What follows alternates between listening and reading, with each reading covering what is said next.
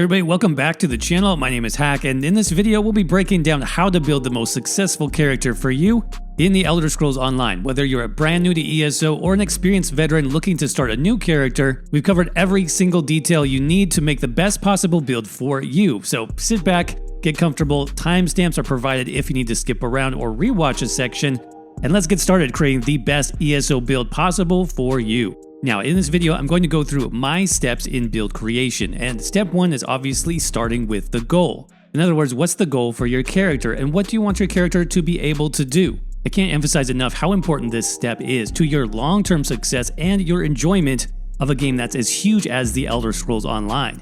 You may even want to get a pen and a paper and start jotting down some ideas now. And while you do that, make sure to check out today's video sponsor, Raid Shadow Legends. Everyone knows Raid for its insane champions and intense PvE and PvP tactical combat, but did you know that Raid, Shadow Legends, and Monster Hunter are currently joining forces in an amazing limited time crossover? Starting on January 9th, 2024 and finishing on March 5th, players will be able to collect 5 Monster Hunter themed legendary champions, plus everyone will be able to get the Rathalos Blademaster legendary champion for free. Just log into Raid for 7 days between now and March 5th. Players can unlock those 4 other monster-themed champions via special in-game events, and there's plenty of community events and other activities to celebrate this amazing crossover. And don't forget to check out one of Raid's biggest features, the Cursed City, featuring 100 stages to complete, including stages where you'll need to take down 2 raid bosses at the same time, solve various quests, and you can even get your hands on another mythical champion. Plus, cozy up this season with the ongoing Lunar Festival event, which brings a powerful new skill type, some awesome new champions like the undead power couple White King Narses and White Queen Ancora. Now, there's plenty to adore in Raid this February, so be sure to download and check out the game right now. New players can click my link in the description or scan the QR code on screen to get fantastic in-game loot. And once you hit level 15, an epic boss killer Juliana. So make sure to use my link in the description now to get started, and thanks again to Raid Shadow Legends for sponsoring this video. But back to our goal setting, and let's talk briefly about picking the right class in ESO. Now, your class in ESO is certainly important, and it helps set the flavor for how the build looks and plays. But I would say one of the great things about ESO is that every class can essentially do every role in the game, just in different ways. So for the purposes of this video, I'm going to assume that you already have your class picked out, that you know which class you're going to play already. If you need more help with that, you can check out this video, which goes into detail about each of the 7 classes in ESO and which class is right for you. So if you're brand new, go ahead and pause this video, pick a class, and then come right back. But assuming you already know what class you want to play, then you want to come up with more specific goals for your build to start things off.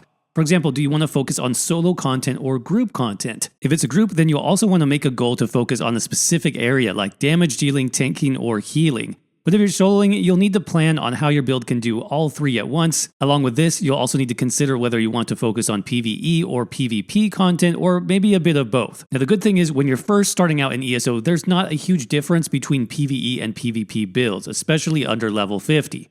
Can you do damage? Great, you'll be able to PvE and PvP with that same build. Can you heal or tank? Awesome, you can probably do the same thing in either PvE or PvP content. However, once you reach level 50 and start getting those champion point ranks, then there can be significant differences in ideal builds, both for PvE and PvP. Basically, the higher level you are, the more specific your build needs to be in order to be successful. So if you're approaching level 50 or already past it, go ahead and decide now whether you want to focus this build specifically on PvE or PvP. And don't worry, you can always pick up multiple gear sets to support both playstyles if you want to later on. And once you have your class chosen and you know the goal or direction you want to take your build, it's time to think about the race that's best for you. Now let me be clear, many players start ESO and just pick their favorite race based on what they look like or because they like the lore of that particular race, and that is okay. In the end, race accounts for probably around a 5% difference in efficiency between the ideal race for your build and a not so ideal race. The point here is that you shouldn't worry too much about your ESO race unless you plan to be extremely competitive, and I'm talking the top end or the top 5% of players who min-max every single stat. That being said, I will give some recommendations if you are starting brand new to the game. First, if you're not sure where to start, then a few of the best all-around racial picks are going to be Dark Elf and Khajiit. Both races have what I call hybrid stats, meaning they have both stamina and magicka and some damage bonuses, whether it's weapon and spell damage in the case of the Dark Elf, or critical damage for Khajiit. And as you can see, Dark Elves has a bit more oomph when it comes to your primary resources of stamina and magicka, as well as a solid weapon and spell damage bonus, while Khajiits are more focused on critical damage and recovery. As I said, these races will be a fine choice for literally any build in the game if you don't know where to start. These races are also great for DPS builds because of their damage-focused stats, but keep in mind that Khajiit will be less popular at that top 5% because ESO does have a cap on critical damage. And speaking of DPS, some other great choices for damage dealers include High Elf and Orc. As you can see, both races have the same weapon and spell damage bonus as Dark Elf, which gives you a great head start. High Elf tends to be better for magicka-focused builds, as you can see, due to that max magicka bonus, while Orc tends to be better for stamina-focused builds, due to their stamina and health bonus, and the speed bonus that Orcs get can also be a great benefit for PvP builds. Now, if you plan on being a tank, both Nord and Imperial are some amazing options, though Imperial does come behind a paywall, and Nords in the Elder Scrolls Online are also the only race with a actual race buff to armor. And if you plan on playing a healer, then both Argonian and Breton are going to be great choices. Argonians have a built-in bonus to healing, plus great stats overall, while Bretons are the masters of magicka sustain, letting you cast those magicka-based heals non-stop without worrying about running out of resources. And again, these are just recommendations if you want to focus purely on in-game performance. I mean, there's other options like Wood Elf and Redguard, who also have their own benefits, but tend to be a bit more for specific niche builds, or for players who just like these races' aesthetics. But now that you have your basic characters set up with class and race, now we need to start thinking about attributes and consumables, including food or drink and potions. All of these aspects are extremely important and add a lot of power to your build in the Elder Scrolls Online. First, let's talk about attributes because it's a lot simpler than you might expect. For most builds, including solo builds, DPS builds, and healers, both in PvE and PvP content, you want to invest all of your attribute points into either stamina or magicka. But why is that? Well, these two options are what actually will scale or improve the vast majority of your skills. For example, damaging skills will do more damage the higher your magicka or stamina pool is. Healing skills also will heal for more health when you increase that stamina or magicka pool. Now, this may seem odd at first, but it is how ESO works, and it's called dynamic stat scaling. Basically, you have just 4 stats that the game looks at when it tries to calculate either damage or healing for most skills in the game. These stats are max magicka, max stamina, weapon damage, and spell damage. So ESO looks at both your max magicka and max stamina and will take the bigger of the two values. And then the game also looks at your weapon and spell damage values and then takes the higher of those two numbers.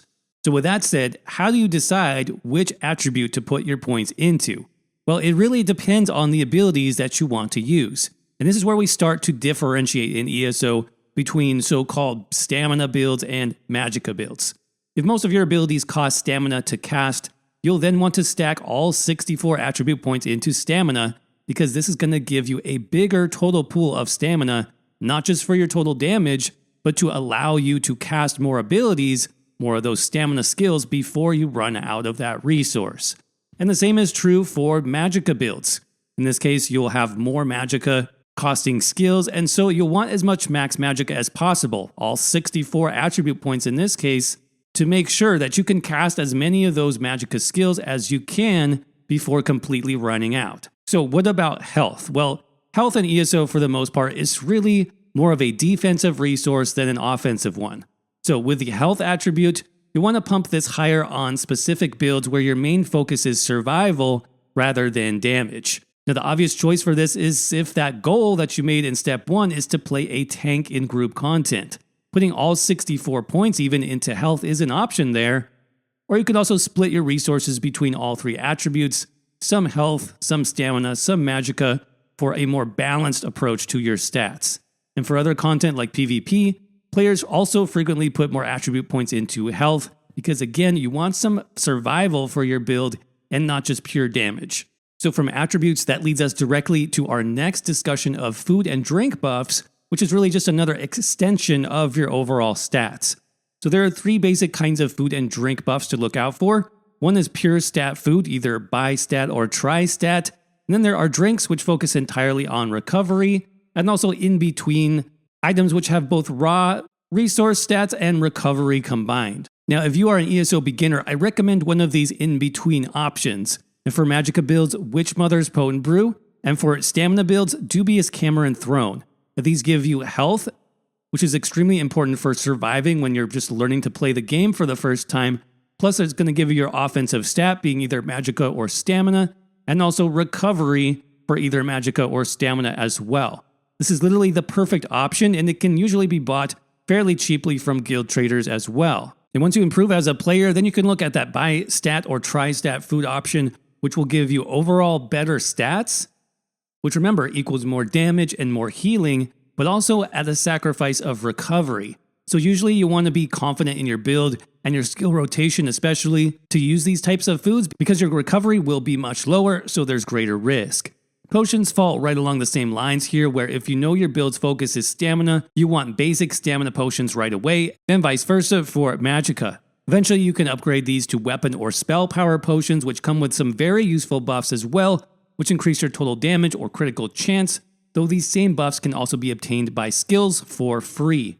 And again, this is all very basic to give you an idea of how to get started, so if you want to go more in depth, make sure to check out our ESO Zero to Hero build guide. There'll be a link for that in the pinned comment down below. Step number 4 in the build process is just picking the right Mundus Stone. Now, don't skip this step, because without a Mundus Stone, you're missing out on a ton of free power for your build with lots of customization. Now, if you're not sure what a Mundus Stone is, these are the large statues found all throughout the base game of ESO, 3 Munduses per zone, and these provide bonuses to your basic stats like more health, Magicka, stamina, weapon damage, spell damage, and so on. Now, for a more detailed description of every single Mundus Stone option, you can do a quick Google search or check out that Zero to Hero Academy link which I mentioned earlier, which goes into much greater depth on all the concepts here in this video. But for a basic overview, if you plan on playing solo or DPS, then the Thief Mundus is going to be one of your best options. This increases your critical chance, which is going to result in more damage for the majority of builds, especially as you approach level 50 and above.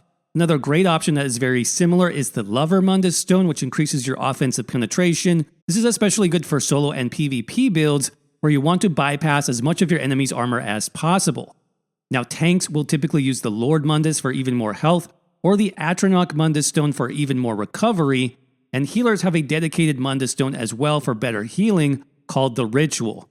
Again, you want to look at all the options available and go back to your build goal to make sure that whatever Mundus Stone you choose is supporting that goal as much as possible, but above all, make sure that you have something here because this step is really easy to overlook. Next up, let's talk about choosing the best skills for your build, which is where many players start to get overwhelmed because there are just so many options. First, every class in ESO gets access to 3 distinct class skill lines, and usually these are very thematic and focus on the various tools and play styles that make your class unique, and these are also some of the strongest skills in the game, so you'll want to start using these right away. In fact, it's best to start the game by placing one skill from each of your 3 class skill lines onto your active skill bar so that you start to level up each class skill line equally. Keep those 3 skills on your bar until they level up all the way to rank 4 and can be morphed, and then you can choose to morph them and continue leveling them up, or take the next skill in the skill line and start leveling that up instead. Your goal here is to reach rank 50, which will lock all the skills as well as your very important class passives. And in addition to maxing out your class skills, you'll also need some weapon and armor skills, and this is completely dependent on your build composition, but usually goes sort of like this. Now, for Magicka damage dealers, you'll want to level up Destruction Staff. This is typically used as both a front bar and a back bar weapon for most builds. For stamina damage dealers, you'll want to level up Dual Wield or Two-Handed as your main front bar weapon, as well as a bow for your secondary or back bar weapon as we call it. For healers, you'll want to start leveling up your Restoration Staff skill line as your primary, and the Destruction Staff skill line as a secondary or support option. And for tank builds, you'll want to start leveling up your Sword and Shield skill line as your primary weapon, as well as the Destruction Staff as a secondary and utility option. Of course, there are variations possible to these formulas, especially for solo builds and PvP, but generally speaking, the combinations I just mentioned tend to work best and will give you a good starting point at least. Now let's talk about how you pick the skills and get the right mix of skills onto your skill bars. For damage dealers and solo builds, you'll want a good mix of direct damage skills along with some AoE damage, area effect, and damage over time or dot skills. And once you unlock 2 skill bars, your primary and your secondary, you'll be able to organize your skills a little bit better. Typically, how we see this done is that your direct damage, both single target and AoE, are placed on your primary skill bar that you have access to, and your damage over time skills and self buffs are placed on your back or your secondary skill bar. Now, the main reason to set up your skill bars like this is because your dots and your buffs typically last longer, letting you set and forget them for about 15, 20, even 25 seconds, while you weapon swap back to your front bar and focus on those damage dealing skills or tanking or healing. Also, make sure to have some defensive and healing skills somewhere on your bar for emergencies. Typically, this would be a direct heal or a shield, and these emergency skills can be placed on the front or the back bar, wherever you prefer or wherever you have space. Now, for pure healer builds, you'll of course want a good mix of healing on both skill bars, including direct healing skills, healing over time skills, area, group heals, buffs, and so on. These skills are going to come both from the Restoration Staff skill line as well as your own class skills, as most classes tend to have at least one skill line focused purely on heals and buffs for yourself and for your group. For example, as a Templar class healer, you could use the powerful direct healing skill called Breath of Life. This comes from your class skill line called Restoring Light.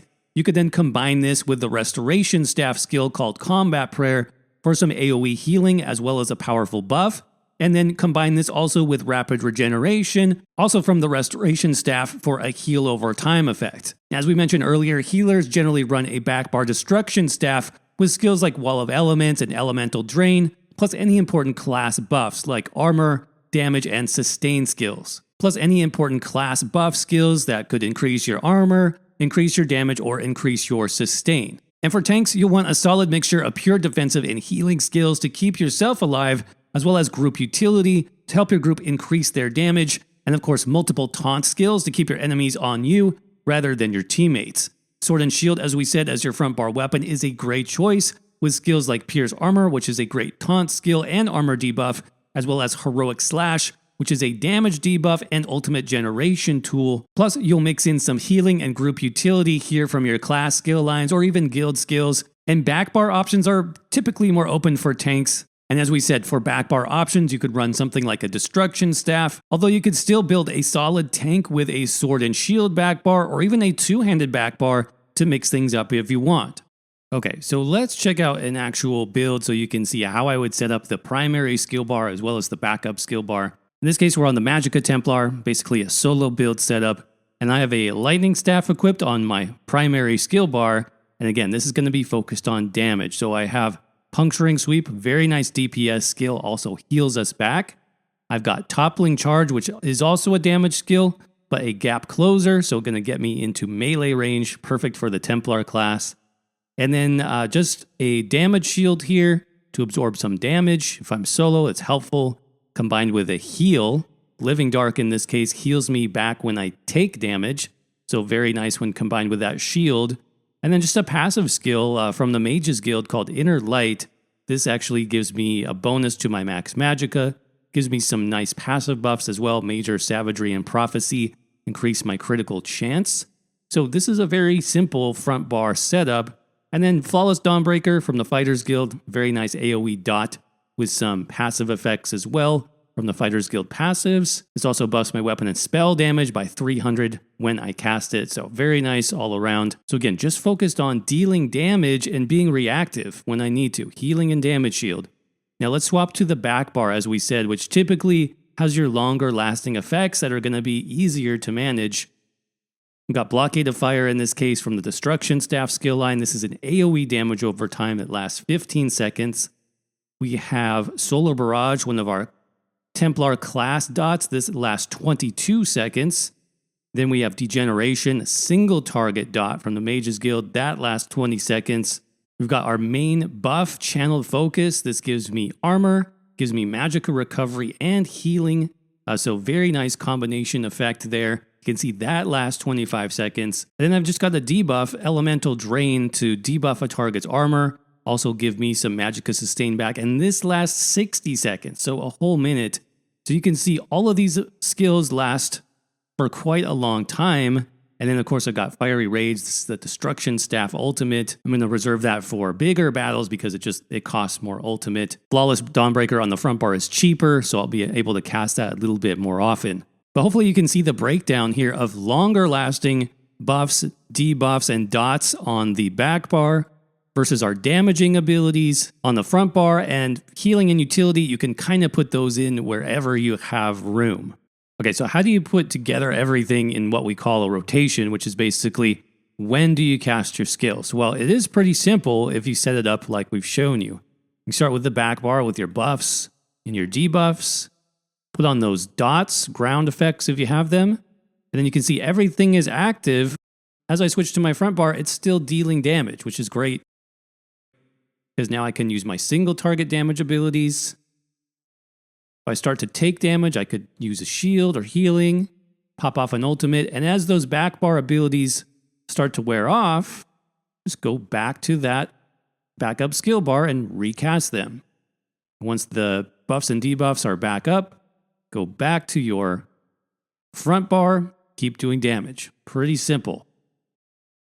Now we're going to jump into passives next, but if you guys do find this type of content helpful, let me know by hitting that like button down below. It actually lets YouTube know that this is helpful content to share with other players. And keep in mind too that this video is really just an overview of the entire build process in ESO. I have a much more in-depth version over on my website called the Zero to Hero Complete Build Guide. That version is actually over 2 hours long, broken out into several videos and guides with full examples. So definitely check that out if you want to get more in-depth on the entire process from start to finish. Now, if you get anything at all from this video, you need to understand this. Passives in ESO are actually one of the strongest and most important aspects of your build. The more passives you unlock, the stronger you get, especially if you are under level 50. In fact, before you get to level 50, you'll want to invest just as many skill points, if not more, into your passive skills than you do with your active skills. Passives in ESO grant your build so much more damage, better healing, cost reduction, bonus resource recovery, and a lot more. Now, obviously, the focus of your build will determine the passives that you unlock first. For solo builds and damage dealers, you'll want to focus on increased damage. Healers have equally powerful passives as part of their class skill lines, which can increase their healing and sustain. And as a tank in ESO, you'll definitely want to look for any passives that increase your armor, your damage absorption, and block mitigation. But we're not just talking about class passives here. You'll actually want to explore both your weapon and armor passives as soon as possible. These are going to add even more power to your build depending on your weapon and armor type. Now, for weapons, you'll generally want to focus first on cost reduction and damage passives. Each weapon type should have some form of these passives specific to that weapon. For example, the two-handed skill line has the Balanced Blade passive, which reduces the stamina cost of all two-handed abilities by 15%. This is going to be great if your main weapon is a two-hander. Cost reduction means you'll be able to cast more weapon skills for less resources, which is very important. Now for armor skills, both damage dealers and healers will generally use a mix of light and medium armor. Obviously, this depends on the sets that you're wearing, because there's no point in investing into medium armor passives if you're going to be wearing 7 pieces of light and vice versa. But both light armor and medium armor have extremely strong passives, and it's worth wearing some pieces of both types to get a wider spread of those bonuses. Now, for primary magicka users, your main armor type should be light armor. This is specifically for the light armor passive called Evocation, which is going to reduce the cost of your magicka abilities while also providing bonus magicka recovery. Now, the more armor pieces of that type you wear, the stronger the bonus becomes. Also, for stamina users, your primary armor type should be medium. This is again due to a specific passive which reduces the cost of your stamina abilities and gives you bonus stamina recovery called Windwalker. But again, this is just to get started. I'm not saying if you're a magicka user, you can only wear light armor and vice versa. Obviously, as you get more experienced, you can then look at wearing specific armor types that are a little bit different. And finally, tanks, you're going to generally want to invest into heavy armor passives. These come with some really great defensive bonuses, including bonus armor, bonus health, health recovery, as well as healing taken and more. And if you're a tank, you'll want to max these out as quickly as possible.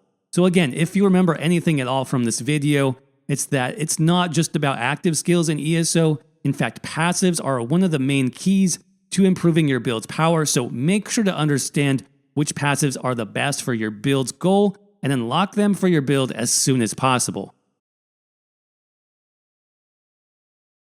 Now, there are literally hundreds of item sets in the Elder Scrolls Online, which can make it very confusing to get your build off to a good start. Now, my technique to make things simple and easy for my builds is to go back to that first step and focus in on the goal of your build and what you want it to achieve. Your goal is going to determine what sets will be best for you and really help to narrow down your options.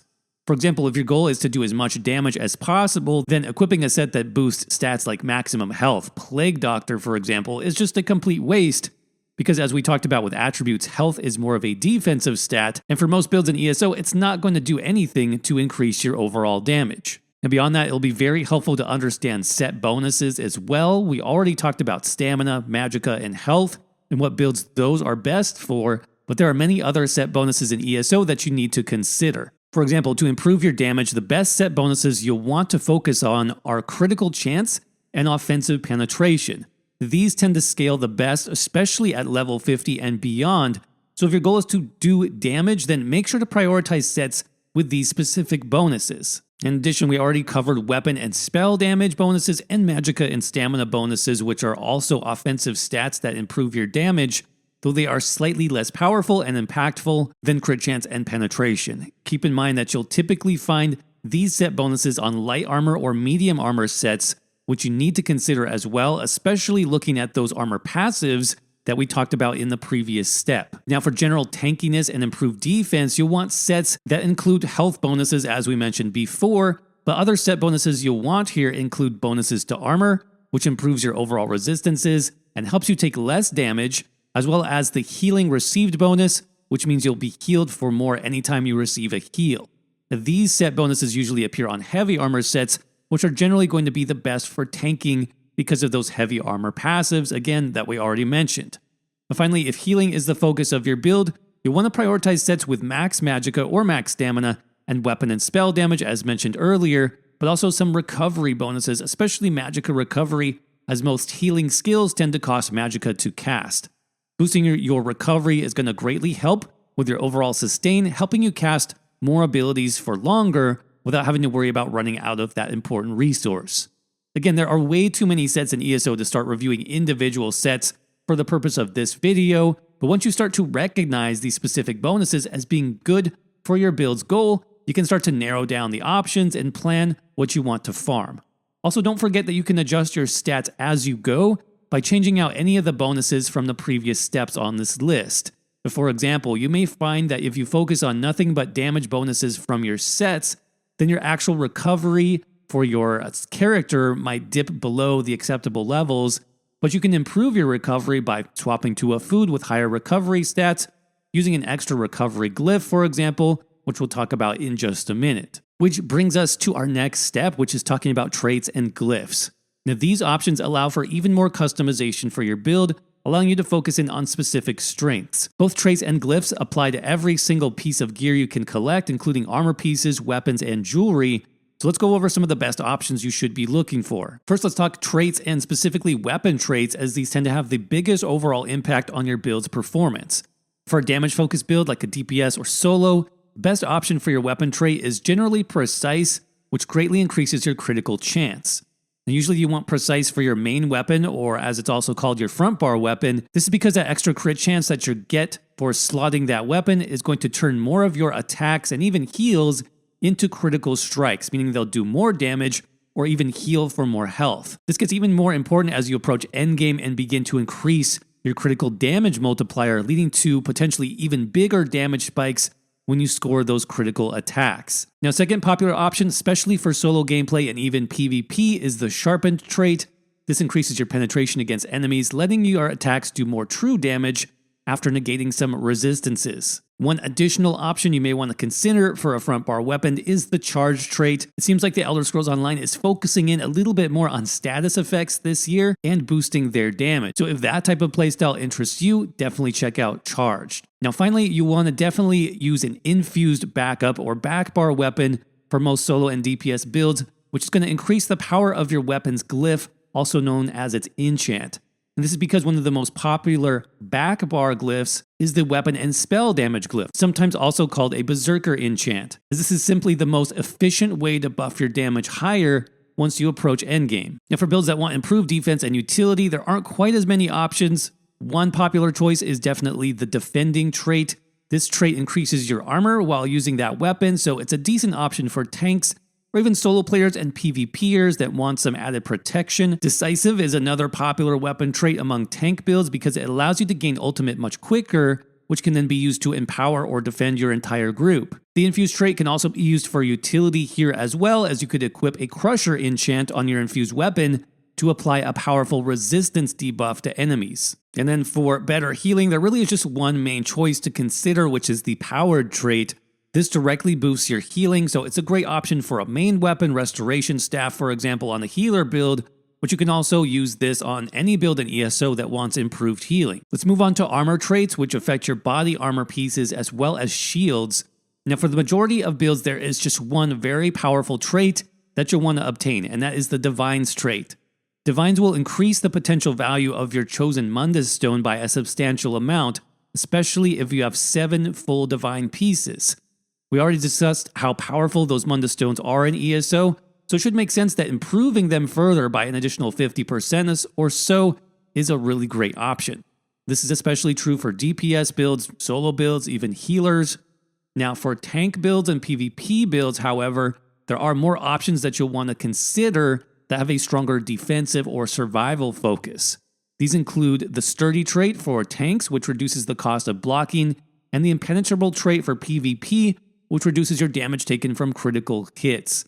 And Well-Fitted is another great defensive trait that reduces the cost of roll, dodge, and sprint. Finally, when selecting the best jewelry traits for your build, you can settle for the basic traits that just come with all jewelry pieces by default. That's Arcane for more magicka, Robust for more stamina, and the Healthy trait for, you guessed it, more health. But there are a few slightly better trait options you can use through crafting or transmutation.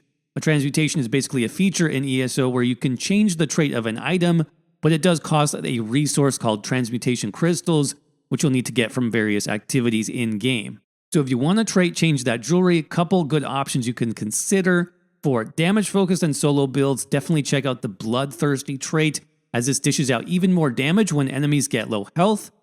For tanks and healers, you might want to consider the Infused trait, which is a good option to buff the power of your jewelry enchantments, basically making them more effective. So you could, for example, pair this with a recovery glyph or a cost reduction glyph to provide even more utility. Finally, with traits, yes, you can mix and match here, so don't feel like you have to do all of one trait or the other. By combining different traits and glyphs, you can come up with your perfect build setup. And speaking of glyphs, there are plenty of options that you should consider here as well. Again, working towards the goal for your build and making it more effective. Glyphs in ESO are additional bonuses that can be applied to weapons, armor, and jewelry. Now, let's start off with armor glyphs first, as these are the simplest. The 4 basic options to enchant your armor are health, magicka, stamina, and prismatic defense. These give bonus resources to whatever name is in the glyph, with the exception of prismatic defense, which is going to give all 3 resources just at lower amounts. Here you can see the effect of all 4 glyphs at legendary quality. As we discussed, you most always want to stack your build into one resource pool, especially for simple builds like solo DPS or healers. So if you're building a Stamina Nightblade, for example, you'd want all of your armor glyphs to be stamina. The exception to this would be tank builds and some PvP builds, where you want more health glyphs for survival. Another important thing to know about armor glyphs is that certain armor pieces give higher glyph values than others. This includes the chest, legs, and the head. These armor pieces actually give quite a bit more resources compared to the other pieces, including belt, gloves, shoulders, and feet. Now, jewelry glyphs can be enchanted to your necklace and rings. The typical enchants here are weapon and spell damage, or magicka recovery, or stamina recovery. As you'd expect, the goal of your build will dictate the best glyphs here. For DPS and solo builds, using that weapon/spell damage enchant on all jewelry pieces is recommended. Obviously, you can mix in 1 or 2 recovery glyphs as needed to help with your overall sustain. Now, tank builds will typically want to go full magicka recovery glyphs here to help them sustain some important magicka costing buffs and debuffs, since tanks really are not concerned about damage, but more utility. And finally, healers may want a mix, again, damage and some recovery in this case, because remember, higher damage in ESO also translates to higher healing values, and recovery is always important because if you can't cast the heal, you and your group will die. But weapons in the Elder Scrolls Online can also be enchanted with weapon glyphs or poisons. Front bar and back bar glyphs are also usually handled differently. Front bar glyphs, for example, tend to be more offensive in nature, while back bar glyphs tend to focus on buffs and debuffs. Some popular options for front bar weapon glyphs include your basic status effects, so flame, shock, frost, poison, and disease. As I said, these are actually getting quite a nice buff in 2024. These all cause different damage types, but another option you may want to consider, especially if you're less experienced in ESO, is either the Absorb Magicka or Absorb Stamina glyph. These types do damage as well, but they also restore resources at the same time, which is a fantastic option for some extra sustain. So if your build uses mostly stamina skills, you'd want to use the Absorb Stamina enchant, but if your build uses mostly Magicka skills, you'd want to use Absorb Magicka instead. Finally, let's talk about the very important back bar glyph, which tends to focus on either buffs or debuffs. For DPS and solo builds, and even PvP and healer builds, the best glyph typically to run is the combined weapon and spell damage enchant that we mentioned earlier. This simple glyph is going to give you a huge increase to your overall damage, which means all of your abilities will be stronger, including your heals. Remember, however, that since this is a weapon glyph, it works best when using a weapon skill on that same back bar. AoE dots tend to work best to proc this enchant, like for example Elemental Blockade from the Destruction Staff line, Endless Hail from the Bow skill line, or Stampede from the Two-Hander skill line. And finally, tanks and some healers can use this back bar glyph more for debuffs. As we said earlier, there is something called the Crusher enchant, which debuffs enemy armor, so keep that in mind for an option as well. Champion points is definitely something that seems intimidating at first, but once you figure out the patterns and the way it works, it's fairly easy to add these options into your build and make it even more powerful. So the first thing that you need to know is the 3 champion point clusters. We have green, which is called craft, blue, which is called warfare, and red, which is called fitness. Generally speaking, the green champion points are more utility related. Warfare is more direct combat, things that affect your damage, your healing, your tankiness. And fitness is more combat actions, things like sprinting, roll dodging, and a little bit of survivability and recovery thrown in. Now for the green tree, since this does not directly affect combat or really your build very much, I'm going to skip over this for now. This is highly customizable, so just look into the tree and see where you want to spend your points. Now, blue tree, we said it has a lot. Okay, this is probably the most complicated star because there's really something here for everybody, but they're all contained in specific areas, which I think makes it easier. So let's start first with damage. Now, damage tends to be these over here on the right. Okay, you have things like increased single target damage, increased AoE damage, increased dot damage. So you have some damage potential over here. Now, on the opposite side, as you might guess, you have more healing options. So this is kind of the healing side, increasing your healing done by AoE effects. Healing over time effects, single target heals. So as you can see, it's already pretty simple. If you're a damage dealer, you're going to be unlocking these slotted stars. If you're a healer build, you're going to be focused on these slotted stars. Now there's actually room for tanks down here in this section. Here's where we have our defensive slotted stars. So for example, Unassailable reduces your damage taken from AoEs. Duelist Rebuff reduces your single target damage. Enduring Resolve reduces your damage over time. Now remember, you can only have 4 slotted CP stars, so you will definitely focus on your role. If you are a damage dealer, you'll be focusing here. If you're a healer, you'll be focusing here, and so on. And the last thing I will say in this tree is don't miss the sub-constellations. A lot of people actually miss this, where if you see the purple here, you can click into this and get even more options. Some pretty cool options, actually. For example, Weapons Expert. I love this star if I'm doing a light attack or heavy attack, especially focused build. Something like a Magicka Sorcerer with a lightning staff or a werewolf build, something like that. This increases the damage of your light and heavy attack specifically. Other than that, you do have some passive stars here. Piercing increases your offensive penetration. And then you'll typically go either to the right side if you are a stamina build, and then to the left side if you're more of a Magicka focus build. Mastered Curation gives you even more options for healers. And then down here, Staving Death gives you more defensive options, but this is great for everybody. Every build should unlock Staving Death and specifically pick up Preparation. This is a 10% flat damage reduction for all damage taken outside of PvP, so just PvE content basically. You would definitely want to unlock this one. Finally, in the red tree, like we said, this is more of our survivability, resources, sustain, sprinting, dodge, rolling, blocking, that kind of stuff. Over here on the left, you have some good options for basically padding out your stats. You can get extra health, extra armor, extra recovery. I do recommend these for a lot of builds, things like solo builds. Over here, towards the middle, you have two very important passives for sustain. So this is going to be for you DPS players out there or solo builds. You'll want to unlock Bloody Renewal if you're stamina focused. This gives you 1500 stamina back when you kill an enemy, which is huge. And the same thing here, Siphoning Spells is the Magicka version. Very important passives for sustain. It makes sustain super easy. The more enemies you kill, the more resources you get back.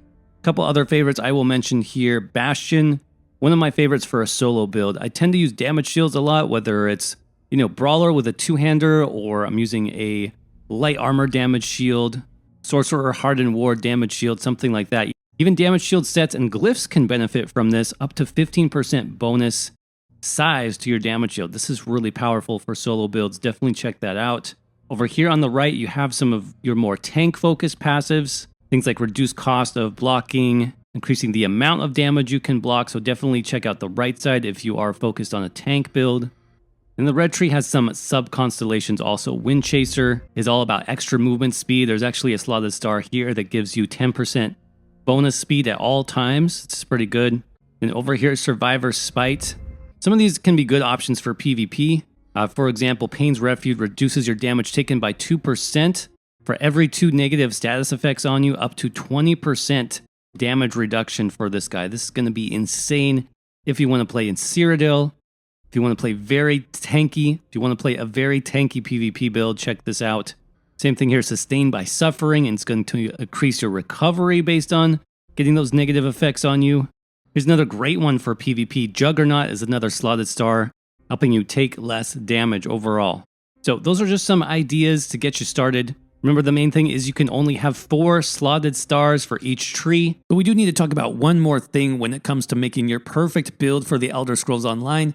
Something that not a lot of people do, honestly, and that is you need to be testing out your build as much as you can. Now, there are a variety of ways to do this in ESO, but these are some of my favorite options. Now, let's start off with DPS builds first, and this one is pretty much the simplest thing you can test.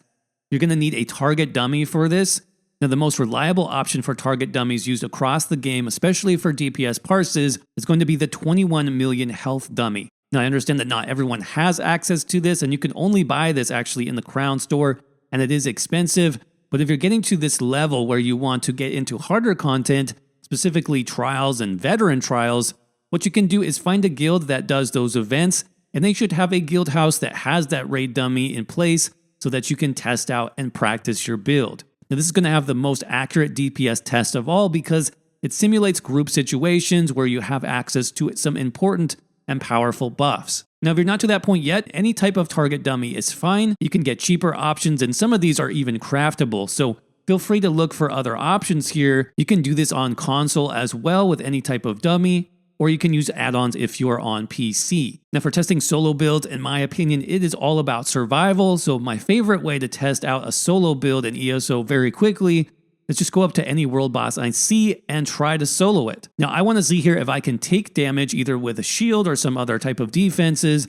I want to see if I can heal through the boss's attacks, if my healing is good enough, and I want to see if my damage can kill off the boss quickly. Now, not every world boss in ESO is the same. Some are easy, some are medium difficulty, and some are very difficult. But one of the most challenging that you can try in the base game is Mundus Stone Skin, the gargoyle boss, which you can see right here. This is one of my favorite tests for any solo build. And if you can solo this fight, you know your build is in pretty good shape. And now, in testing out a tank build, this is actually very similar to how I would test out a solo build. The first thing I would do after creating the build is just walk up to a world boss somewhere and see how well I can tank this. How well can I take the hits here? Can my healing keep up with the damage? What else can I do for utility, buffs, and debuffs? Now, I would look for more difficult world bosses to try this out, but another thing you can try if you think your build is particularly strong is try to solo a dungeon, ideally in veteran mode, because veteran dungeon enemies hit much harder